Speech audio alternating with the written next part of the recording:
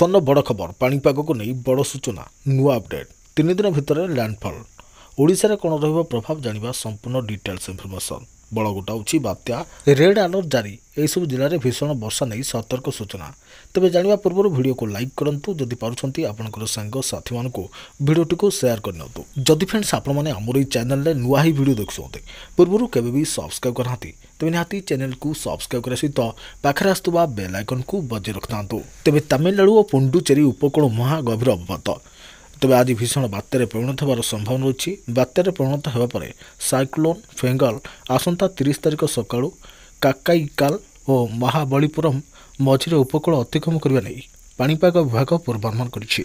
यार प्रभाव में तमिलनाडु और पुंडुचेरी उपकूल में प्रबल वर्षा सहित पवन बहिबा नहीं पाणीपाग विभाग सूचना देइछे। एथिसहित बात्या को दृष्टि रखी विभिन्न स्थान में रेड अलर्ट जारी कर जाइछि। सतर्कता दृष्टि आज पुंडुचेरी में समस्त स्कूल छुट्टी घोषणा कर जाइछि। विमान उड़ान मध्य प्रभावित होइछि। सेपटे संभाव्य बात्या प्रभाव जोगु दक्षिण भारत समेत अनेक राज्य में प्रबल वर्षा होइतिबा देखा मिली। बात्या जोगु तमिलनाडुर समुद्र कूल भी लहर उठिछि। तमिलनाडुर कुडालोर कराईकाल आथिराम पाटिनाम पारंगी पेटाई मीनाम्बकम समेत तमिलनाडुर अनेक जिले में प्रबल वर्षा होइछि। ते बात्या प्रभाव में राज्य में पाग बदली पाग मेघुआ रहा सहित किसी स्थान में स्वल्प वर्षा होइछि। 28 रु राज्य में कोहला पाग रहिबो। 28 तारिख में केन्द्रापड़ा जगतसिंहपुर पुरी गजपति गंजाम में हल्का वर्षा हेबो।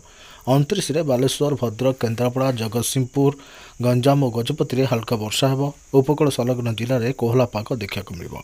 एथिसहित दिन तापमात्रा ह्रास घटिबो।